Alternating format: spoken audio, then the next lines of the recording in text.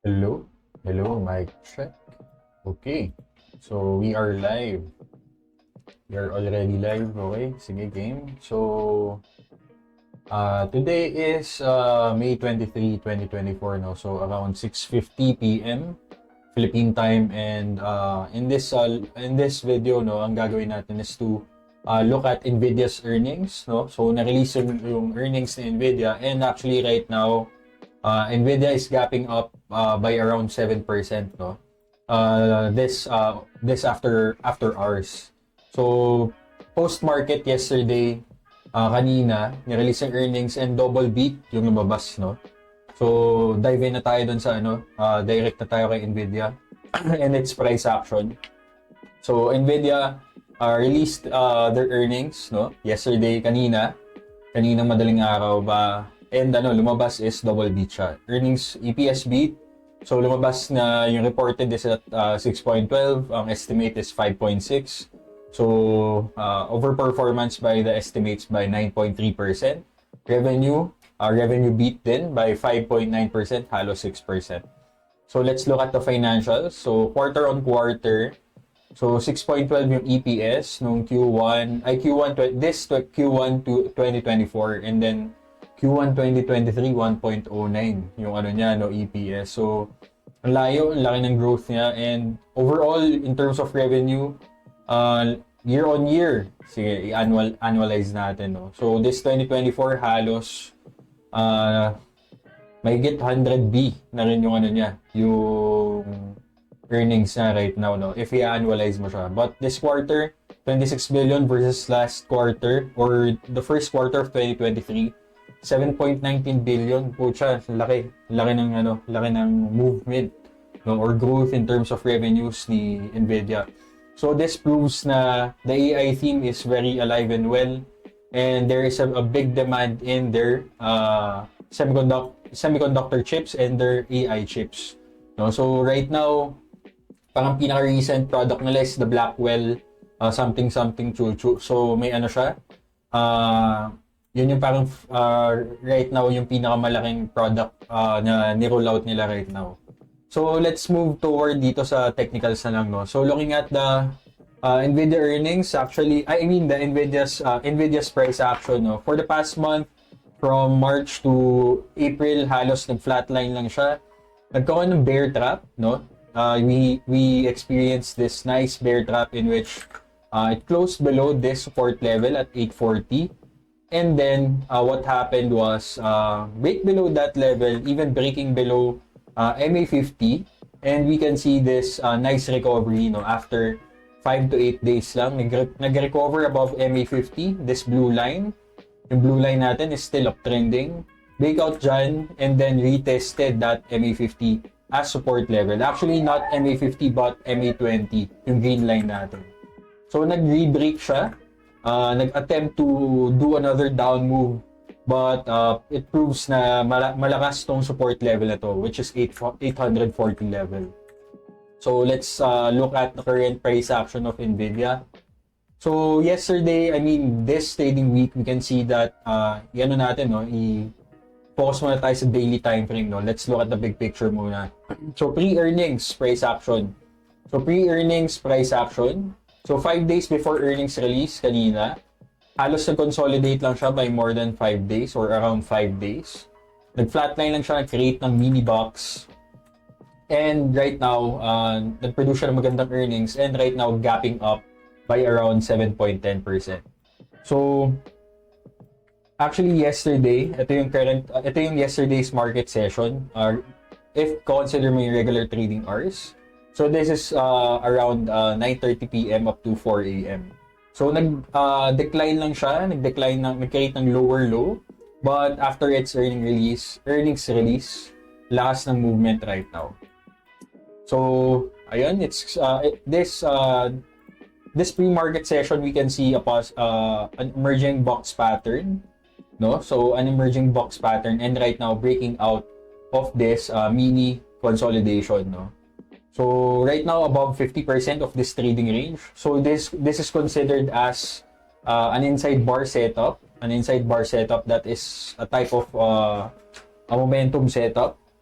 no? Lalong-lalo na when using it on all-time high stocks. This is a really effective setup na pwede nating i-take advantage of or i-trade right now. So actually, I have Nvidia kahapon, just to tell a story or makwento ko lang, I have around 13 shares of Nvidia kahapon and I sold around 6 shares, no, of Nvidia at 936.54. So I de-risked or nag-unload ako ng risk or nag-unload ako ng onting possession para lang in the case na pangit yung earnings ng Nvidia and quite disappointing yung earnings, at least hindi ganun kalaki yung magiging loss ko, no? At least maybe around break-even or more than break-even pa since actually around 40 shares yung initial na hawak ko. And on the way up after its MA50 long scoop setup, actually dito sa channel ako bumili at 913 and on the way up around 950 nag-unload ako ng paunti-unti. So that's a pre-earning swing play. A basic swing setup in the BTP community. So right now, yun, creating this box pattern. Actually, 3 minutes before candle close. So if ever na if ever na ganito yung maging candle close talaga ng Nvidia, maybe I'll add around 6 shares or 1:1 na itong current position ko. So I'm gonna play an impulse move for today, for today's earnings of Nvidia. So isa yun sa mga setups right now na nakikita ko. So this is the current emerging setup of Nvidia. So pwede rin, kunyari hindi masustain to, kunyari candle close, 3 minutes away na lang, no? Kunyari mag-close ng around dito sa level na yan, sa MA20 of Nvidia, no? At the 15-minute time frame. Maybe I'll buy at around the previous high or the previous all-time high level which is at 972. So pwede nating i-plot yun, 972 level. So nandito yan. So ilagay natin dito. So this is the previous all-time high level that can serve as a support level, no? So dito, maybe I'll find a retracement buy, no, at this level. So pwede mag-create ng double bottom or something like that. Or pwede mag-create ng channel, we don't know. But bottom line, if it creates a retracement at 970, that will be a possible long setup or a buy opportunity for me, no, on retracement. So buy on strength for me is this setup right now. Although medyo na-fade, 2 minutes away na tayo before candle close. But if bullish candle close at around 10:15, 10:16, then maybe I'll buy this candle close. No? So I also have Microsoft. Actually, hand in hand sila. So si Microsoft is the hyperscaler sa AI theme. And Nvidia is the semiconductor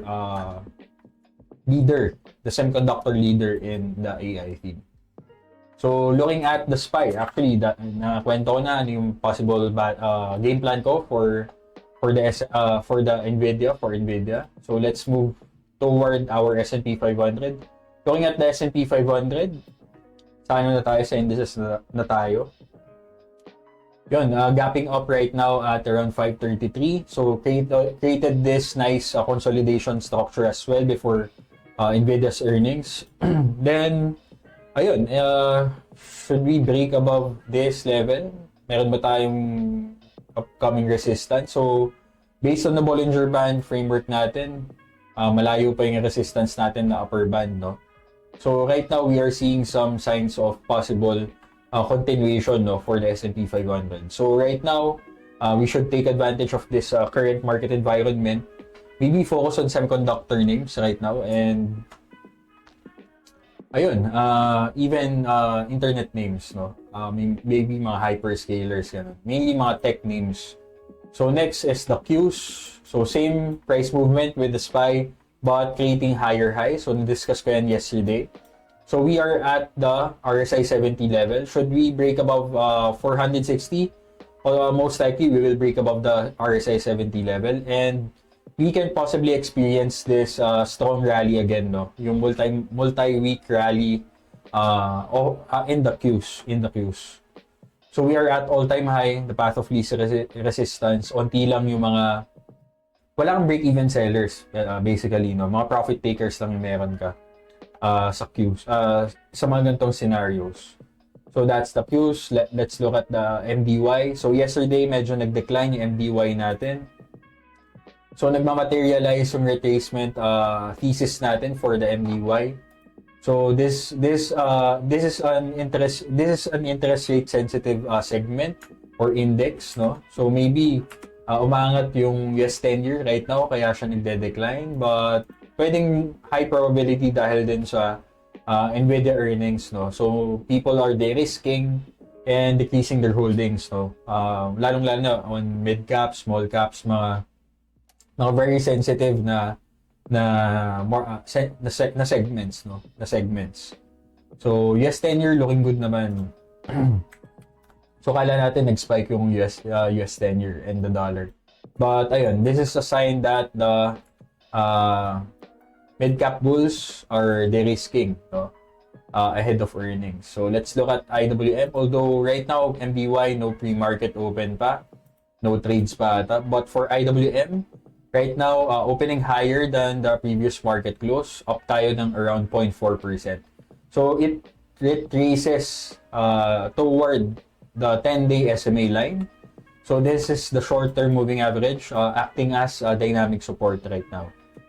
Okay, so, should we recover above this inside bar structure? So, actually, last week, nag-create yan inside bar structure. Yesterday, close below it. If it recovers above this inside bar structure, that's considered bullish, and that can signal us na ito na yung buy on dip, and the small caps can move higher, no? That's a high probability scenario for IWM. Looking at the big picture, no? Looking at the big picture, hold on, yan. So nag-ano lang siya, nag-break below MA100, act as support, and rebroke the MA100. Looking at the key moving averages, we can see that MA50 is flatlining, MA100 is uptrending as well. So, big picture, ano pa rin, uptrend pa rin yung IWM natin. So, you can allocate some capital in small caps, mid caps, but for me, based on what I am seeing, I am more heavyweight on the large caps and mega caps. Mas leaning toward ako dun sa mga Mag 7 names natin. So looking at the Mag 7 index, one of the main indices na tinitignan din natin. So mag-adjust tong index natin since merong stock split si Nvidia, parang 1 to 10 stock split. So it will affect the price movement of this Mag 7 index. So sayang price weighted index siya, but for me this is already usable to analyze the movement of the 7 main names, no, in the S&P 500 and the Nasdaq 100. So looking at the Mag 7 index, so pinag-add ko lang yan. So creating this inside bar structure as well near all-time high level. So ito yung all-time high level niya. Also created this nice reaccumulation pattern.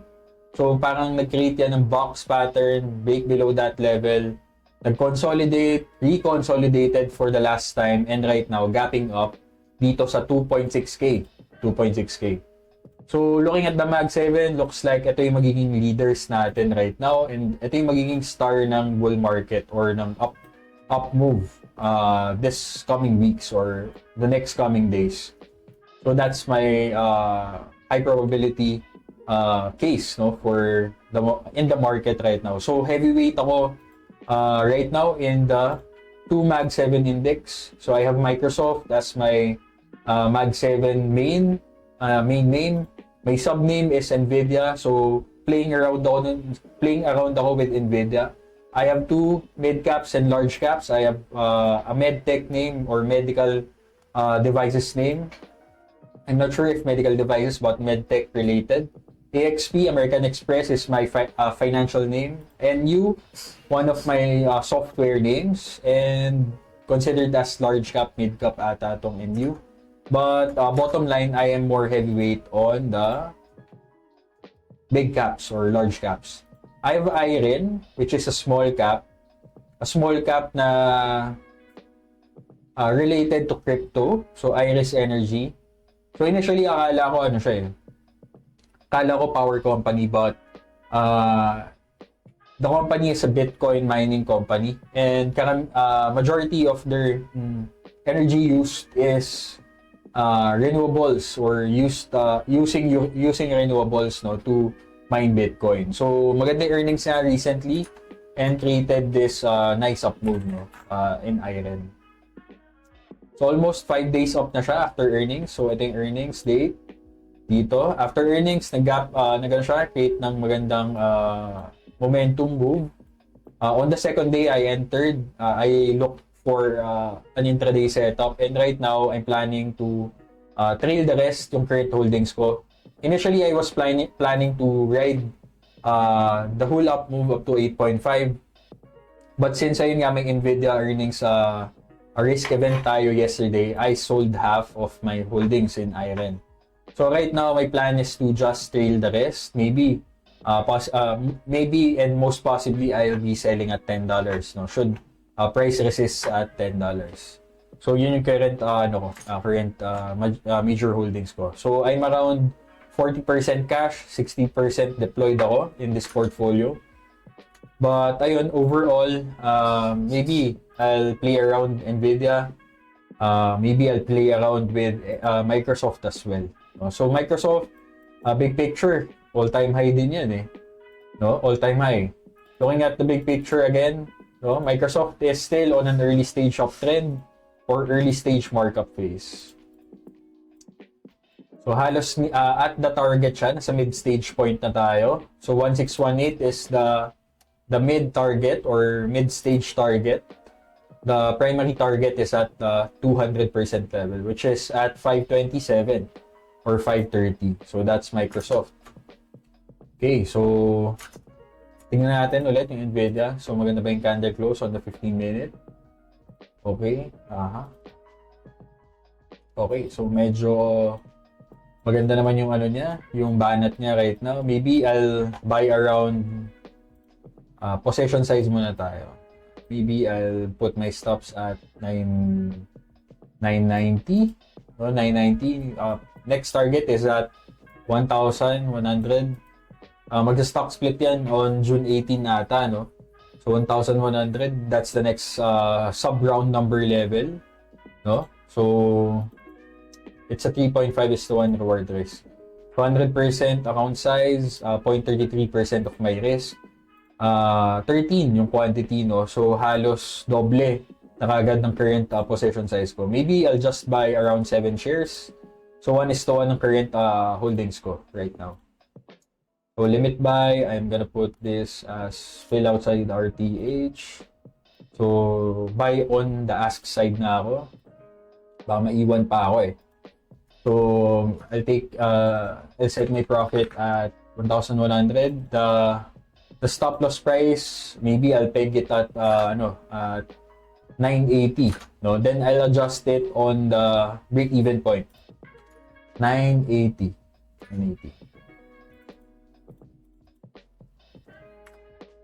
Tingin ko ng 970.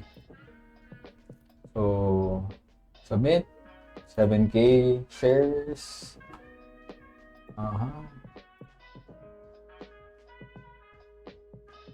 Ba't hindi siya na-done?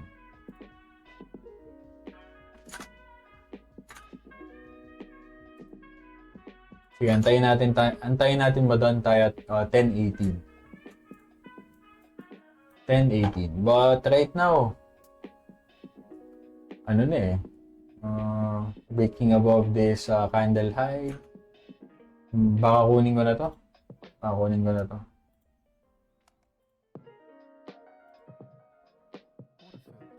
Okay, so right now our average price is at 960. So I'm willing to sell break even na to, no? So break even stop protection na lang tayo for Nvidia. Okay, so if we move higher, then that can push my profits further. Maybe by around 2 times, since 1:1 yung dinagdag natin kanina. 7 shares in current holdings. 7 shares din yung dinagdag natin at that level. Okay. So, about to break above this inside bar. Inside bar na siya. And, ayun. Let's look what will happen, no, on this trading day. So, I bought it at 9:13. I sold at 9:50. Majority of my sell was at 9:50. 5 days ago, or this week, on Monday, Tuesday. Then, ayun, yesterday I sold 6 shares again. So, nakakwento ko na rin yun. And maybe on Microsoft, I'll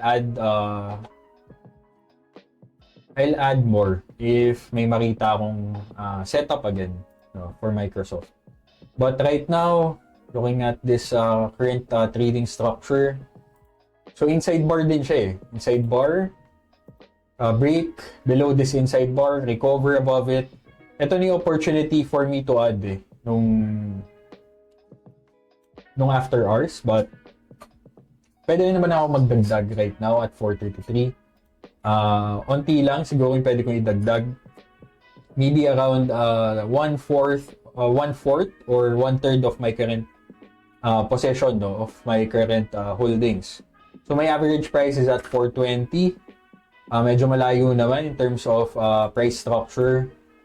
So medyo may ano naman tayo, may onting buffer, no, for this name. So Microsoft all-time high, AI theme, Nvidia. So blue skies eh. Looking at Bollinger Band expanding. So maybe I'll add din by around 1/4 of my current position. Pwede akong mag-limit buy at 432. But looking at the current price action of Nvidia, baka magkaroon ng ano eh.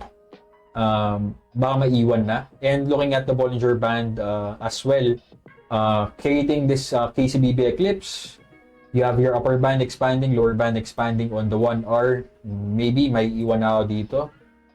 So I'll be buying around 20 shares of Microsoft. So 82 shares divided by 3 na lang din, maybe 27 shares yung dadagdag natin with Microsoft. Then i-adjust ko yung mga natin, possession sizing. I mean yung position sizing, yung mga orders natin, no, lahat at break even na. 430. Lagay natin na limit 433.5. Fill outside. Target price, malayo. Target price ko for Microsoft eh. Lagay natin at 450. So, big picture, actually, coming from this consolidation pattern, 450 pa talaga yung targets natin. 450. Then, our stop is at around, most likely at 430. No, kung na lang din, kung gagawin natin yung price action stop lang din or structural stop, maybe at 427. So, hindi ko na muna ibahin yan. Okay, so lagay natin. Okay, override and transmit. And order filled na tayo. So, we added on Microsoft by around 27 shares. So our average price moved up by $4, no, 420 from 420 naging 424 na right now. So I'll move my stops to 425 dun sa dalawa nating possessions or sa dalawa nating sub possessions. So 425.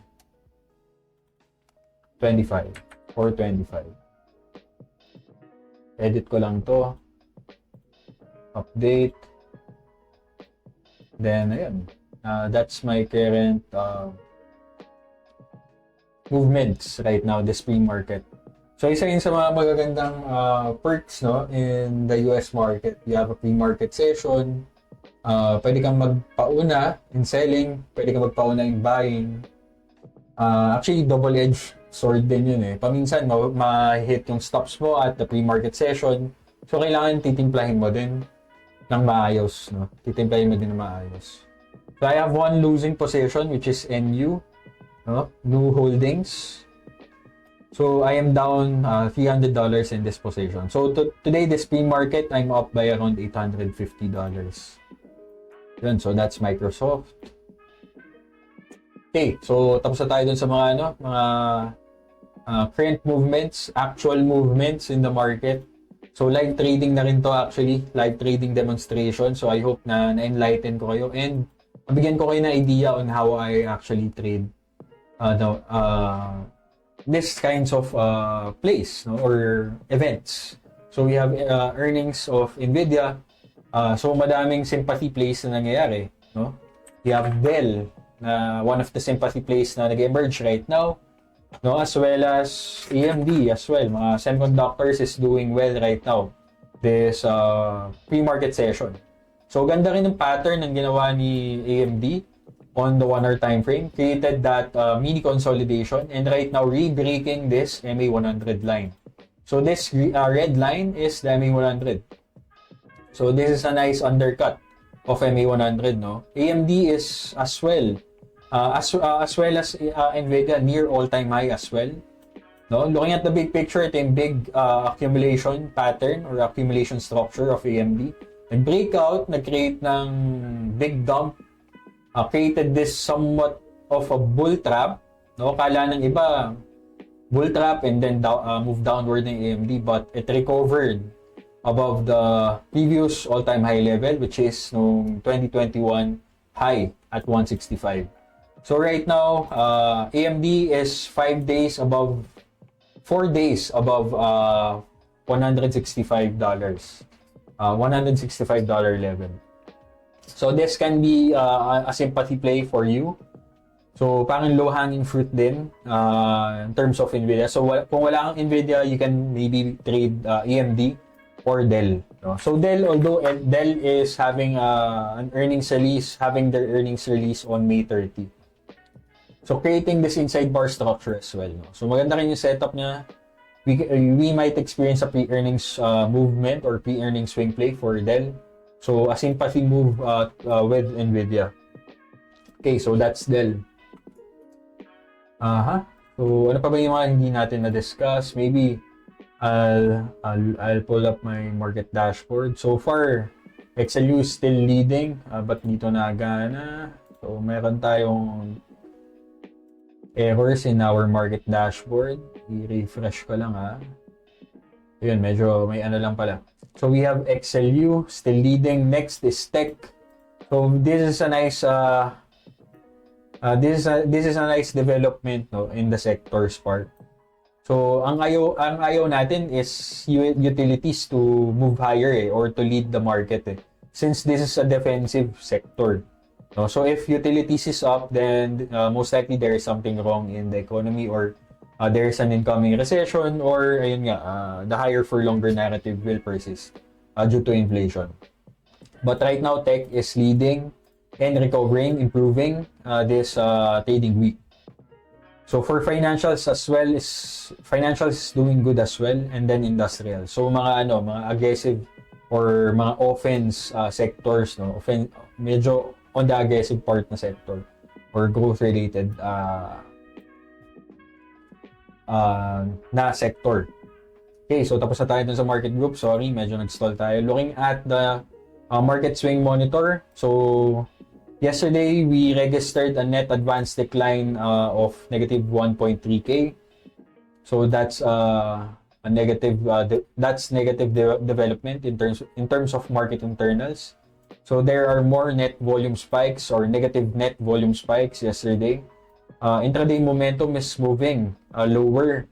I mean moved higher yesterday, no. So mas madaming names na up more than 5% yesterday. But there were also more names na up or down. I mean down more than 5% yesterday.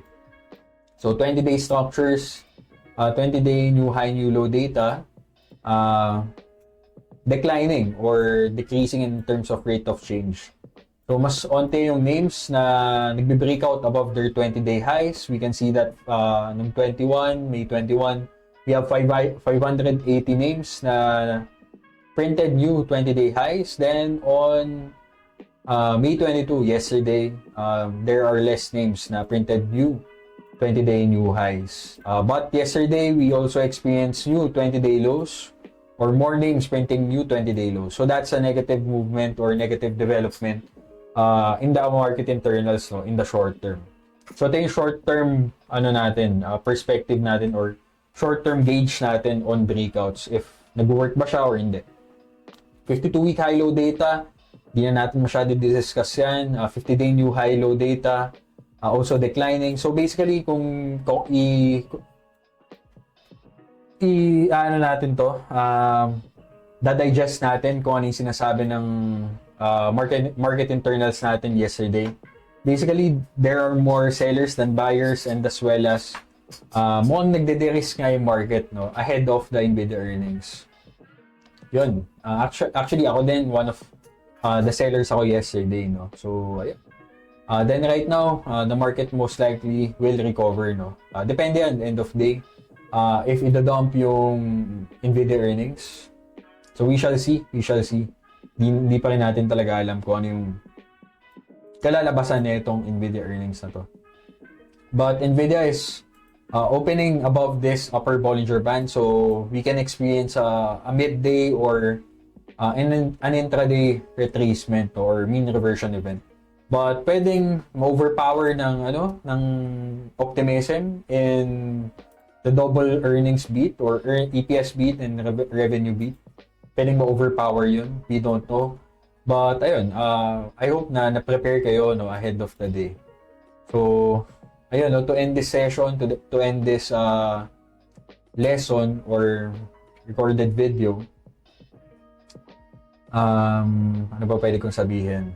Always manage your risk as always, no? And if wala kang position in Nvidia, don't chase dahil medyo malaki yung gap na gagawin niya today. Baka pag nag-tight stop ka, mas stopped out ka lang, or if maghabol ka on the way up, baka on the retracement move, mas stopped out ka din, or something like that. So, focus on the sympathy plays na lang, like Dell, EMD, you have your Micron. So, maganda rin yung setup na ginagawa ng Micron, no? So, MU is at an all-time high or near all-time high. You have this consolidation structure near the previous all-time high level. And this is a nice setup na nag-emerge right now. Wala ka ding resistance or volatility-based resistance. So, ayun. Good luck, everyone. Thank you for listening in this short video. I mean, 30-minute video to, no? And I hope na napakita ko sa inyo on yung real-time live execution in the markets. Hindi siya madali, but if gagawin mo siya araw-araw, you'll get the hang of it, and makukuha mo yung flow. Kailangan mo lang talaga ng proper system. So, sa mga hindi nakakapag-subscribe, ayan, sorry. Hindi pa tayo nakapag-goodbye na maayos, but sa mga hindi pa nakapag-subscribe in this YouTube channel, please subscribe, like this video if you like this video. If may questions kayo, just put it in the comment section below. Yun, goodbye, God bless, and good night muna. Yun.